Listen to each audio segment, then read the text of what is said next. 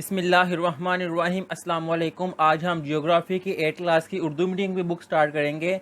इसका हम बाब नंबर 1 स्टार्ट करते हैं, बहर और बहीरे यानी कि समंदर। इसकी हम जो सी मशक है वो स्टार्ट करते हैं। इसकी मशक का पहला सवाल है, दुरुस्त जवाब पर दुरुस्त का निशान लगाएं। दुनिया का सबसे बड़ा बहर है, इसका आंसर आएगा ए वाला बहरुल काहल। अब इससे आगे सेकंड वाला आएगा, जमीन की सतह पर सबसे बड़े नमकीन पानी के किते को कहा जाता है। इसका आंसर आएगा ए वाला बहर, यह है इसका आंसर। अब आगे थर्ड वाला है, बहरा योकोनोस को बहरा रूम से जोड़ता है।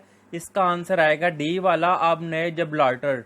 अब इससे नेक्स्ट 4 वाला एमसीक्यू लाएगा, चांद जमीन और सूरज एक ही सतह पर होते हैं।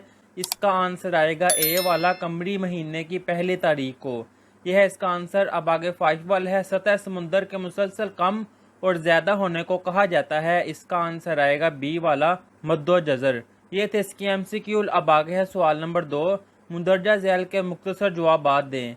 फर्स्ट वाला है, तंग नाए की तारीफ करें। इसका आंसर आएगा बहर का एक बड़ा लेकिन तंग किता जो खुश्की में दूर तक अंदर जाता है, इसे तंग नाए कहा जाता है, यानी कि तंग नाए फारस और तंग नाए मैक्सिको वगैरह। ये है इसका आंसर। अब आगे सेकंड वाला है, मद्दो जजर अकबर और मद्दो जजर असगर के दरमियान फर्क करें। इसका आंसर आएगा जमीन सूरज के गिर्द घूमती है और चांद जमीन के गिर्द घूमता है। इस गर्दिश के दौरान कमरी महीने में यकम और 14 तारीख को दोबारा ऐसा होता है कि चांद जमीन और सूरज एक ही लाइन में आ जाते हैं।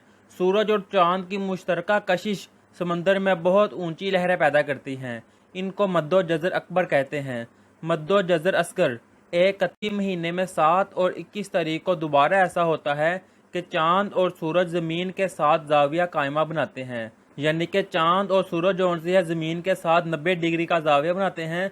दोनों की कशिश एक दूसरे के खिलाफ काम करती है, जिसके नतीजे में समुद्र में मामूल से नीची लहरें पैदा होती हैं। इनको मद्दो जजर असगर कहते हैं।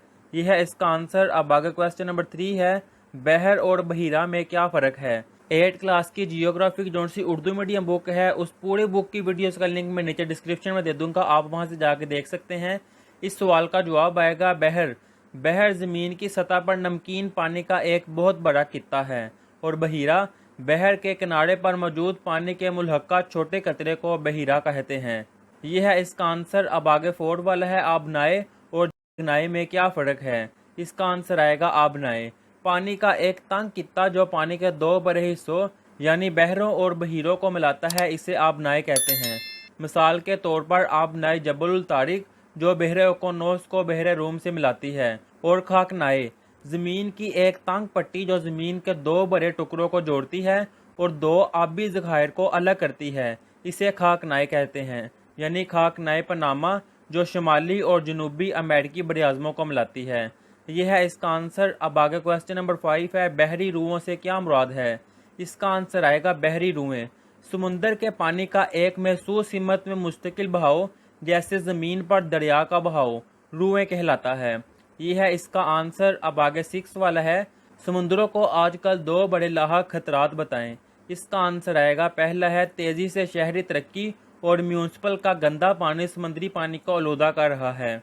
ये आलूदगी समुद्री हयातियाती तनों को बुरी तरह मुतासिर कर रही है।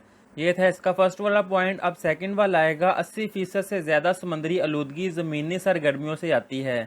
इसकी वजह से तमाम समुद्री माहौलियाती निज़ाम तेजी से बदल रहे हैं। यह है इसका आंसर। अब आगे 7 वाला है, खलीज और तंग नाए के दरमियान फ़र्क करें।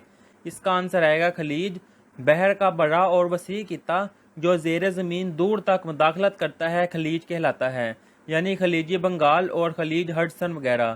तंग नाए बहर का एक बड़ा लेकिन तंग कित्ता ज़ेरे ज़मीन दूर तक मुदाखलत करता है, इसे तंग नाए कहा जाता है, यानी तंग नाए फारस और तंग नाए मैक्सिको वगैरह।